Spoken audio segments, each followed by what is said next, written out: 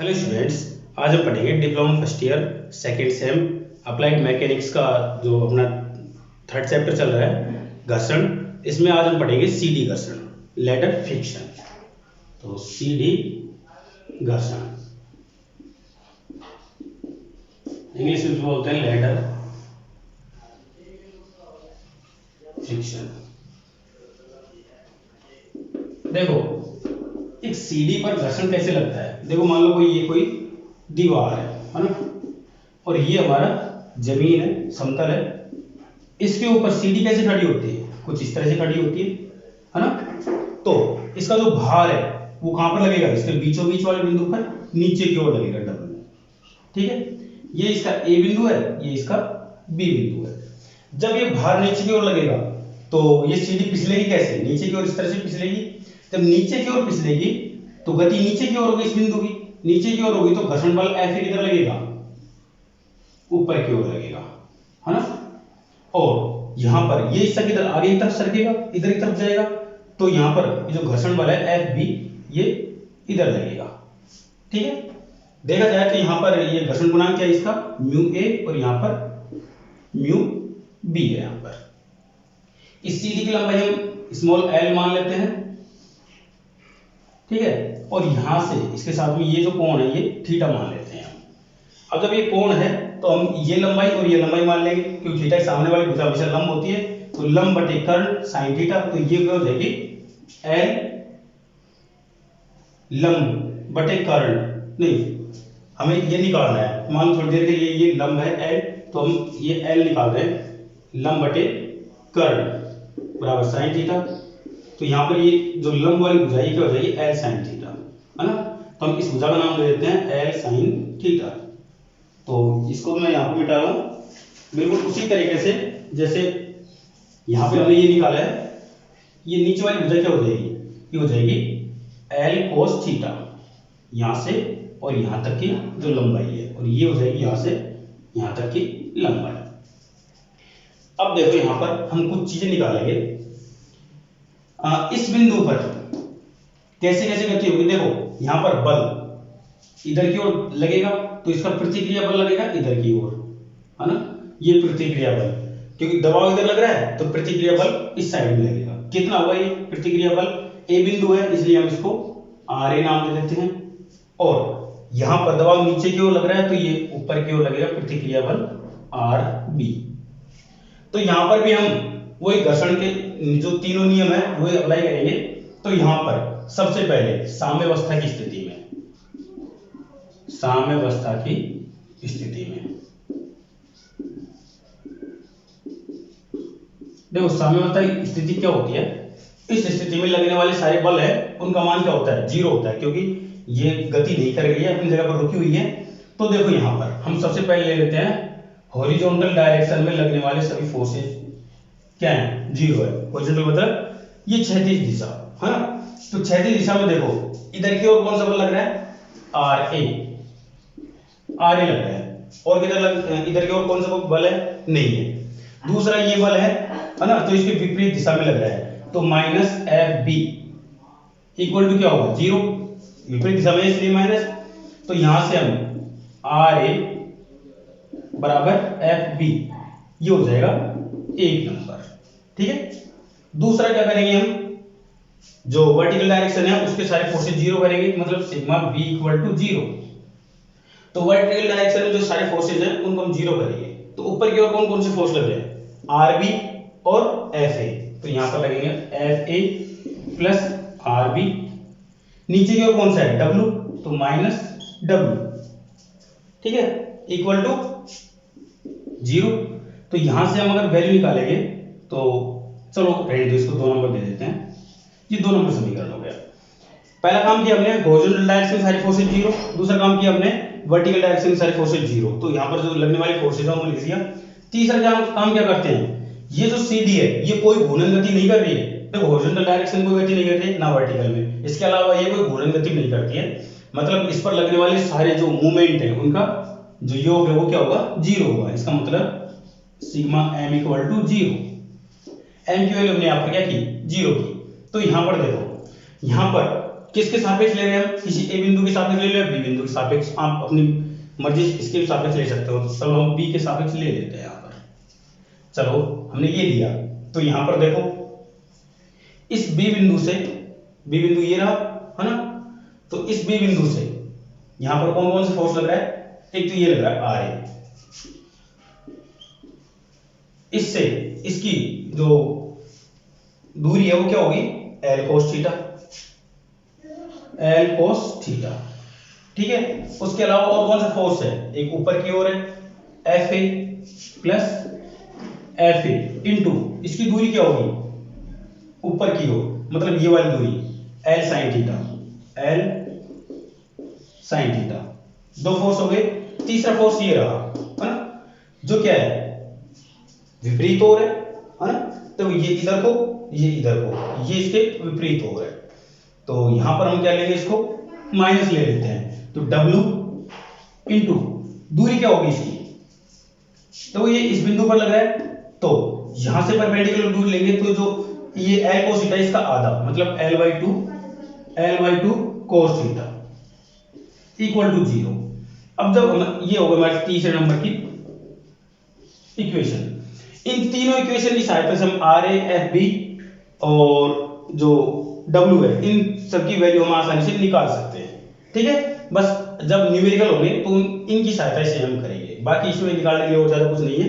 तो ये हो गया हमारा लेटरल फ्रिक्शन CD। हाँ देखिए हमारा नेक्स्ट टॉपिक है क्षैतिज तल पर पिंड की गति, क्षैतिज तल पर पिंड की गति। देखो इस टॉपिक के अंदर हम क्या पढ़ेंगे, मान लो कोई क्षैतिज है, ये है एक तल है, इसके ऊपर कोई वस्तु रखी हुई है, ठीक है। इसको आगे सरकाने के लिए एक बल लगाया जा रहा है इसके ऊपर P, ठीक है। तो यहां पर हम बल P का मान कम से कम कितना लगाएं ताकि ये सरक जाए, और किस कोण पर लगाएं ताकि इसको कम से कम बल लगाना पड़े इस पिंड को आगे सरकाने के लिए। तो देखो ध्यान दें, इसमें भार बल होता है जो हमेशा नीचे की ओर वर्क करता है। इस W के विपरीत ओर एक प्रतिक्रिया बल होता है जिसको हम R नाम देते हैं, रिएक्शन फोर्स, ठीक है। ये आगे की ओर गति कर रहा है, तो इसका जो गति इधर की ओर होगी क्योंकि ऊपर की ओर तो उठेगी नहीं, है ना। तो इसके दो घटक काम करेंगे, एक तो इधर होगा P cos थीटा, है ना, क्योंकि ये जो कोण है ये थीटा कोण है, और ऊपर की ओर काम करेगा P sin थीटा। ये दो कोण इसके दो घटक हो गए। अब ये गति आगे की ओर कर रहा है ना, तो इसके जो घर्षण बल होगा वो किधर होगा, F इधर की ओर होगा, इसके गति के विपरीत दिशा में। तो ये एक बल इस पर काम करेंगे। तो अब हम घर्षण के जो नियम है उन नियमों का उपयोग करते हैं। तो ध्यान दें, पहले हम क्या ले लेते हैं, सिग्मा x इक्वल टू 0 ले लेते हैं। तो देखो यहां पर F, चलो पहले सिग्मा b इक्वल टू 0 लेते हैं, ज्यादा सही रहेगा। वर्टिकल डायरेक्शन की सारी फोर्सेस 0, इसका मतलब क्या है, R plus P sin theta equal to W, ये हो जाएगा। तो R बराबर क्या हो जाएगा, W minus P sin theta, ये हो जाएगा। एक नंबर दे देते हैं इसको। अब हम सिग्मा x इक्वल टू 0 ले लेते हैं, P cos थीटा और F इसके विपरीत दिशा में है तो माइनस इक्वल टू 0, ठीक है। तो यहां से देखो, यहां पर F इक्वल टू क्या होता है, म्यू R होता है, आपने अच्छे से पढ़ा है। तो यहां पर रख देते हैं हम म्यू R इक्वल टू 0। तो P cos theta equal to क्या कर देते हैं, म्यू R। यहां से हम R की वैल्यू इसमें रख देते हैं, तो P cos theta equal to R की वैल्यू ये रही, म्यू अपनी जगह पर, W minus P sin theta, ठीक है। अब म्यू की वैल्यू भी रख देते हैं ताकि ये करने में और आसान हो जाए। तो देखो P cos theta equal to mu की वैल्यू क्या होती है, tan phi W minus P sin theta. तो P cos theta equal to tan को हम sin बटे cos लिख सकते हैं, तो sin फाई बटे cos phi equal to into W minus P sin theta. देखो क्या करते हैं, इसको तो इधर लाकर गुणा कर देते हैं, और इसको इसके साथ गुणा कर देते हैं, तो क्या हो जाएगा P cos theta cos phi equal to, हम इसको अंदर गुणा कर देते हैं, तो यहां हो जाएगा sine phi W minus P sine theta sine phi, ये हो जाएगा। तो यहां पर क्या करेंगे हम, P वाली सभी वैल्यूज को एक तरफ कर लेते हैं, तो ये इधर आकर प्लस हो जाएगा P cos theta cos phi, ये माइनस इधर आकर प्लस हो जाएगा plus P sine theta sine phi equal to sine phi into W। तो यहां पर देखो क्या करते हैं हम, P कॉमन ले लेते हैं, तो क्या हो जाएगा cos theta cos phi plus sine theta sine phi equal to W sine phi, ये वैल्यू हो गई हमारे पास में। ये फॉर्मूला किसका बन रहा है, cos theta cos phi plus sine theta sine phi. तो देखो आप अगर गौर से देखेंगे तो ये फॉर्मूला बनेगा cos a plus a minus B का, क्योंकि यहां पर प्लस होता है उसमें माइनस होता है, तो P ये हो जाएगा cos थीटा माइनस फाई का equal to W sine phi. तो P बराबर क्या हो जाएगा, W sine phi upon cos theta minus phi. ठीक है, आगे देखो हमारे, देखो ये एक निकल कर आया फॉर्मूला।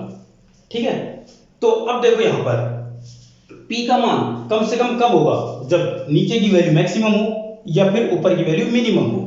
तो यहां पर हम घर्षण को तो मिनिमम नहीं कर सकते, कैसे करेंगे, या ज्यादातर हम या तो ओवल यूज करेंगे या कुछ और तरीके से, तो वो हम थोड़ा कम कर सकते हैं, लेकिन ये नीचे वाला जो ये वैल्यू है इसको हम कैसे कैसे करके हम कम करने की कोशिश करेंगे। तो यहां पर लिखेंगे न्यूनतम P, P क्या है, बार बार लगाया गया आयास, या फिर ऐसे लिखो बल के लिए जो थीटा माइनस फाई, इसकी वैल्यू क्या होनी चाहिए, मिनिमम न्यूनतम होनी चाहिए।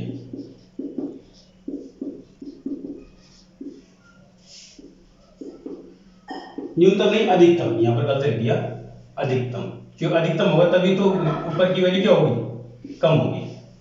देखो नीचे की वैल्यू अगर ज्यादा हो जाएगी तो ऊपर की वैल्यू बड़ी संख्या का छोटी संख्या में भाग देने पर क्या हो जाएगा, ये वैल्यू कम हो जाएगी। तो यहां पर इसकी वैल्यू क्या होनी चाहिए, अधिकतम होनी चाहिए। इसका मतलब क्या है, थीटा माइनस फाइव मिनिमम कितना होता है, 0 होता है, तो यहां पर हम इसको 0 कर देंगे, मतलब थीटा बराबर क्या होगा, फाइव।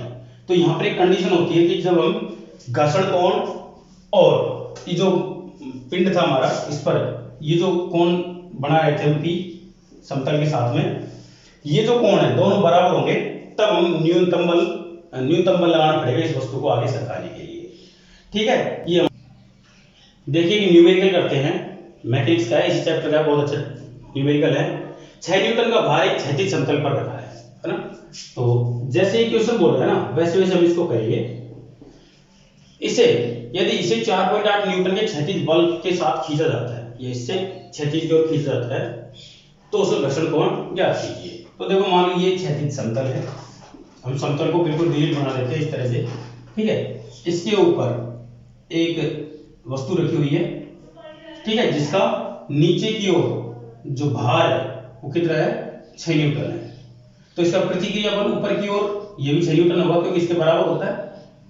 और इधर की ओर इसे क्षैतिज से, इसे 4.8 न्यूटन क्षैतिज बल से खींचा जाए, तो इसका घर्षण कोण ज्ञात कीजिए। मतलब इधर की ओर 4.8 न्यूटन बल के साथ इधर की ओर खींचा जाता है, तो पीछे की ओर इसके घर्षण बल लगेगा F, है ना। तो हमें इसका जो घर्षण कोण है वो निकालना है। तो देखो अभी आप सभी कैलकुलेटर साथ में लेके बैठेंगे, मेरे पास कैलकुलेटर है सॉल्व करने के लिए, आप भी याद रखें। तो देखो यहाँ पर R की वैल्यू क्या है, यहाँ पर 6 न्यूटन, ठीक है। F इधर की ओर F बराबर क्या होता है, म्यू आर। एफ के बराबर ये वाला बल है, ठीक है। तो यहाँ पर देखो मैं आपको दिखा देता हूँ, यहाँ एफ बराबर क्या है, इसके बराबर 4.8 न्यूटन बल है, ठीक है। तो यहाँ पर हम एफ की जगह क्या लिख सकते हैं, हम 4.8 बराबर म्यू आर। आर को इसके नीचे भेज देते हैं, तो म्यू बराबर क्या हो जाएगा 4.8 बटे आर। तो म्यू बराबर 4.8, आर की वैल्यू रख देते हैं यहाँ से क्या 6, है ना। तो जब हम 4.8 में भाग देंगे 6 का, तो हमारे पास जो वैल्यू निकल कर आएगी 0.8, म्यू इक्वल टू 0.8। और म्यू बराबर क्या होता है tan अल्फा, म्यू बराबर होता है tan अल्फा, तो हम 0.8 रख देते हैं यहाँ पर। तो यहाँ पर अगर हमें अल्फा निकालना है तो क्या हो जाएगा tan इनवर्स 0.8, ये वैल्यू हमें निकालनी होगी। तो यहाँ पर अल्फा की वैल्यू निकल कर आ जाएगी कौन ना, तो यहाँ पर मैं इसका निकाल रहा हूँ tan इनवर्स,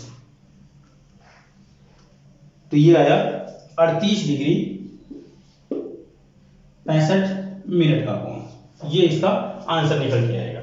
फिर से देख एक बात, देखो W के बराबर R होता है तो R हमने लिख दिया, F बराबर म्यू R होता है, ये हमारा फॉर्मूला था। और F किसके बराबर होगा, इस बल के बराबर। तो यहाँ पर F की वैल्यू 4.8 और म्यू R ये है। हमने क्या किया, म्यू रख लिया, R उसके नीचे भेज दिया, R की वैल्यू 6 थी तो भाग दिया, तो म्यू बराबर 0.8 आया। म्यू बराबर क्या होता है tan अल्फा, तो यहाँ पर, और यहाँ से अल्फा निकाला तो tan इनवर्स 0.8, तो अल्फा की वैल्यू कितनी है 38 डिग्री 65 मिनट का कोण निकल कर आया है, ठीक है। ये एक न्यूमेरिकल हो गया। हाँ देखिए एक और न्यूमेरिकल है मैकेनिक्स से, बहुत छोटा सा न्यूमेरिकल है, बहुत अच्छा न्यूमेरिकल भी है, 2017 या 18 में कुछ आया हुआ है ये। तो चलिए करते हैं इसको, 2015 में भी आया हुआ है ये, और 2017-18 के आसपास किसी और साल में भी आया हुआ है ना। तो बहुत छोटा सा न्यूमेरिकल है। देखो एक 20 न्यूटन का पिंड सीमांत संतुलन में क्षैतिज से 30 डिग्री कोण पर है। तो ये हमारा क्षैतिज रहा, इससे 30 डिग्री कोण पर एक तल है, 30 डिग्री का कोण है ये ना। पर एक नत रुक्ष तल, रुक्ष मतलब खुरदरा, एक खुरदरे तल पर इस तरह से एक वस्तु रखी हुई है जिसके ऊपर ये रखा हुआ है। इसका वजन है वो कितना है 20 न्यूटन, पिंड नीचे की ओर 20 न्यूटन का बल लगा हुआ है, और क्षैतिज से 30 डिग्री कोण पर रखा है। पिंड तथा तल के मध्य घर्षण गुणांक, घर्षण कोण तथा घर्षण बल ज्ञात कीजिए। तो हमें F बराबर, F की वैल्यू निकालनी है ना। और घर्षण कोण क्या होता है अल्फा, अल्फा की वैल्यू निकालनी है। तो निकालते हैं, चलो देखो म्यू बराबर क्या होता है, पहले सबसे पहले म्यू देख लेते हैं। म्यू बराबर क्या होता है tan अल्फा। तो हम पहले घर्षण गुणांक निकाल लेते हैं, सबसे पहले घर्षण गुणांक की बात कर रहे हैं। तो देखो म्यू बराबर tan अल्फा होता है, तो tan अल्फा की वैल्यू यहाँ पर 30 दे रखी है। तो यहाँ पर म्यू बराबर क्या हो जाएगा, tan 30 की वैल्यू क्या होती है 1/√3। इसको जब मैं कैलकुलेटर से हल करूंगा तो इसकी वैल्यू निकल कर आएगी 1 भाग ब्रैकेट के अंदर √3, तो ये वैल्यू निकल कर आएगी।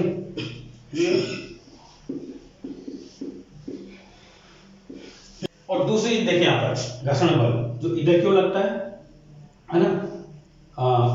घर्षण बल देखो संतुलन में है तो घर्षण गति इधर की ओर हो रही है, इधर की ओर P है, तो यहाँ पर F इधर लगेगा, ठीक है। तो यहाँ पर देखो इसकी वजह से क्या होता है W sin अल्फा इधर होता है ना। देखो एक मिनट, गति इधर की ओर हो रही है यहाँ पर, सही है, तो घर्षण बल इधर की ओर लगेगा। तो F की वैल्यू क्या निकालेंगे हम, F बराबर W sin अल्फा। तो F बराबर क्या होगा W की वैल्यू क्या है यहाँ पर 20, sin अल्फा, sin अल्फा की वैल्यू क्या है 30। तो देखो 20 इंटू साइन 30 की वैल्यू 1/2, तो यहाँ पर कितना आएगा 10 न्यूटन, ये F की वैल्यू निकल कर आएगी, ठीक है। तो ये घर्षण बल हो गया। अब एक चीज और निकालनी है हमको, घर्षण कोण। तो घर्षण कोण हम कैसे निकालेंगे, देखो घर्षण कोण की बात करते हैं तो सीमांत संतुलन की अवस्था में अल्फा बराबर क्या होता है 5 होता है। ये आपने पढ़ा है सीमांत संतुलन की कंडीशन में, पहले बोल रखा है कि पिंड सीमांत संतुलन की अवस्था में है। तो यहाँ पर 5 कितना हो जाएगा अल्फा के बराबर, अल्फा की वैल्यू हमारे पास में 30 डिग्री है, तो यहाँ पर 5 भी 30 डिग्री होगा। ठीक है, तो हमारा ये न्यूमेरिकल हो गया। कहीं दिक्कत आई हो तो मुझे कमेंट करके जरूर बताएं। कमेंट का मतलब है आप मुझे मैसेज करके बता सकते हैं, और भी अगर कोई आप मुझे अपने व्हाट्सएप से नंबर लेकर मुझे कॉल भी कर सकते हैं अगर आपको कोई क्वेश्चन में समस्या हो तो। ठीक है, अब मिलते हैं अगले लेक्चर में। Thank you.